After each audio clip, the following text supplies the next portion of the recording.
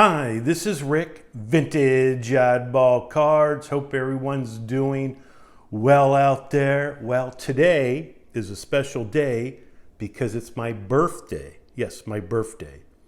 You know, when you get my age, you really don't celebrate too much, but I want to thank everyone for the cards and gifts they sent me. Just kidding, just kidding.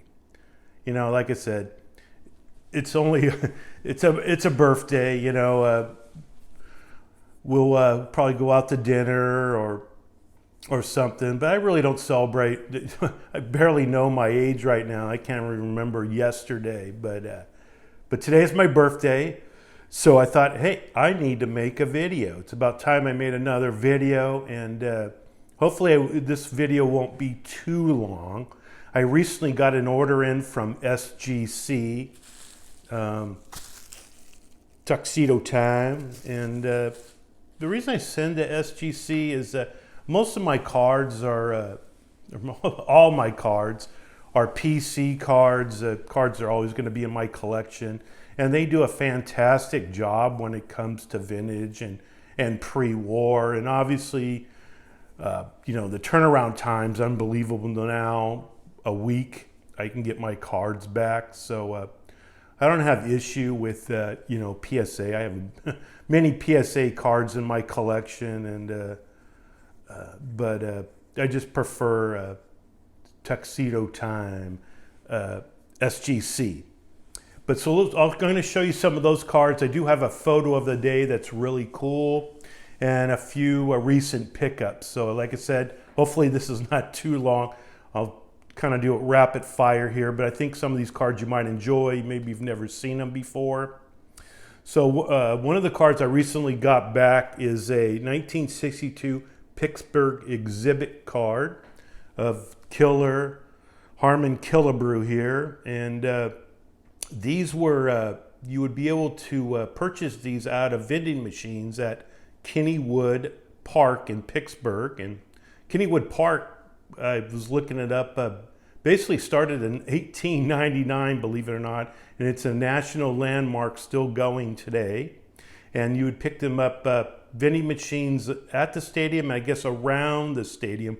Also, who actually produced these is unknown. I read somewhere where someone thought that somebody basically printed them right out of their house, but really cool. It's an 82 card set. You would have Ruth and Man O'Mays in the set.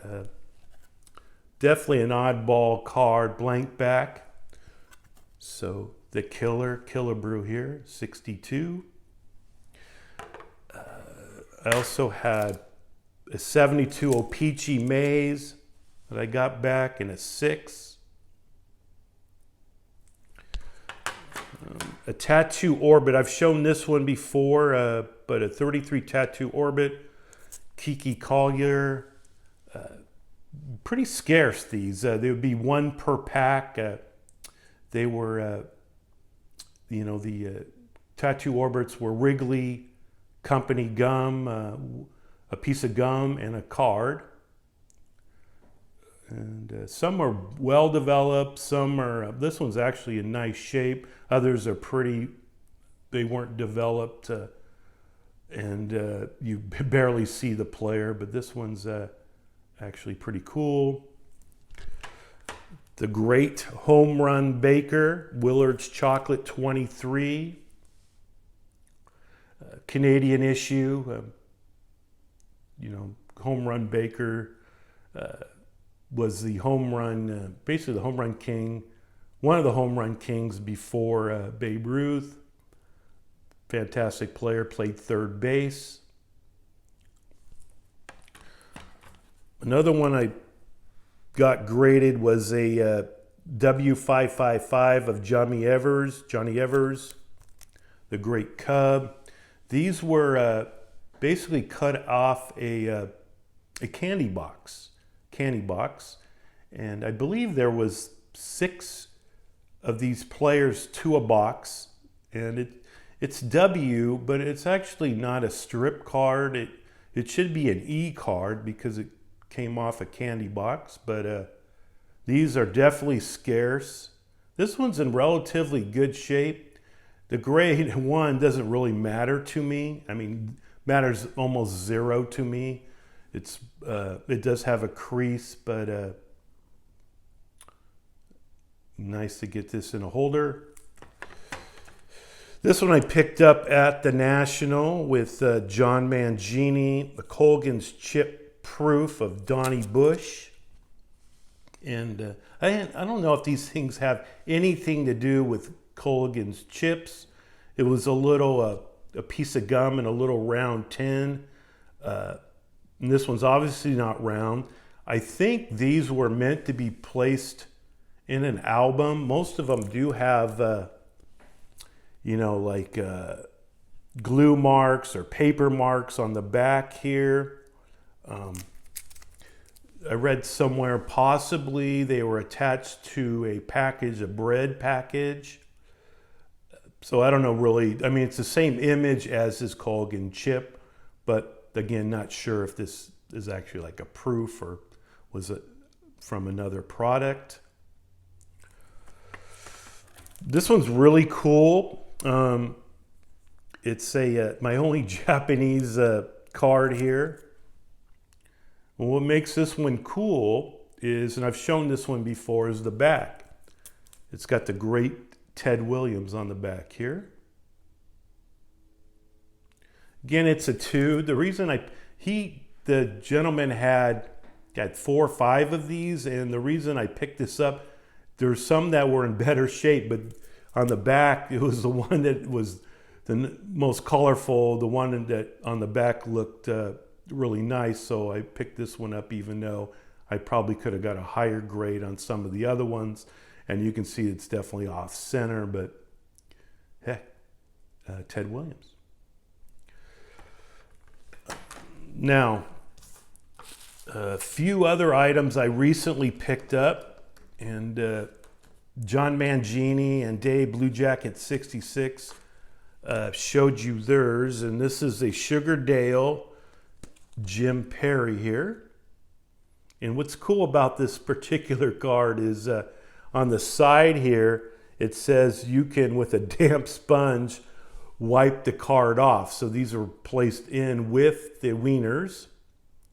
And this one looks like it's been wiped off a few times. And you can see on the back here, nice grease. So again, don't really care.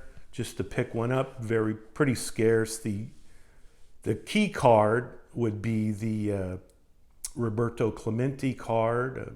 That one's relatively expensive. Jim Perry, well, his brother was Gaylord Perry, and Jim was actually a very good pitcher. I think about 200 wins, and between him and his brother combined for over 500 wins. So in his time, he had to take a back seat to his brother, but he was a very good pitcher. I also have a 52 Num Num Early Win. An early win, 300 game winner. I think exactly 300 wins, 23 seasons in the major leagues. I made the Hall in 72. This was a 20 card set. You would be able to cut the tab off here and send all 20 tabs in to redeem an autographed baseball. And the one they short printed is the Bob Kennedy, so they didn't have to give away too many baseballs. But this is relatively scarce, also regional issue. On the back here, you can kind of see what it looks like. Now the card of the day, or I'm sorry, the picture of the day, photo of the day is really cool. It's a Christy Mathewson photo, type 2. And here it is here. Look at that beautiful, beautiful photo of him. This particular photo is a Cracker Jack card, 1915 Cracker Jack card, his Sporting Life card, and a few postcards are based off this particular photo. He was 22 at the time. This photo was taken in 1902 by a gentleman named Benjamin Falk. And he was a New York photographer that basically did more portraits of theater, actors and things like that. But he does have one of here, Christy Mathewson, of also of McGraw, John McGraw. And I've seen one actual type 1 that went for like $8,000 to $9,000 back a few years ago, and I've only seen one other type 2. If you go online, this one's not reproduced very often, or actually I haven't really seen one. It is pretty rare. There is you're going to see here, right here, there's a crease. Well, it's not really a crease. What it is the glass. These were between 1950 and 1920. They used glass plate negatives, and this is a crack in the negative. And this again, type 2. On the back here, you're going to see the stamping, Brown Brothers, and the reason Brown Brothers is they probably purchased this from Benjamin Falk. Brown Brothers were a large company. They did a lot of sports photos, and again, Benjamin Falk was not a sports photographer, so most likely they purchased the Christy Mathewson from him. So really, really cool photo of the great Christy Mathewson. Now, if you guys are still watching after 12 minutes here, holy smokes, I'm going to do a little giveaway here, small giveaway. And you have to make content. Hey, if you're my age, I'm 60 years old. I tease my friends, man, I got to be the oldest guy on YouTube making content. There's only maybe a few of us. I'm not going to name names who might be older than me, but it's pretty rare somebody my age getting out there making content. So I'm turned 60 today. Comment down below if you're making videos. You have a possibility of winning one of these, or all 3 of these cards. So comment down below. Put the number 60 in your comments, and you're in for the drawing. I will draw out a name out of a hat on my next video. What you're going to get is a 71 Super of Curt Flood, Joe Torre, fantastic player. And one of my favorites is a Willie McCovey Super. And I basically have this set already, and these are duplicates in the set. I mentioned a few videos back that I've been going through my different sets, trying to upgrade some, and these were duplicates. And I'll probably throw in a few other cards, but 3 of these. Just again, comment down below before I make my next video. Just put down the number 60, and if you make content, you're included in the drawing. And hey, thanks for watching, and happy birthday to me.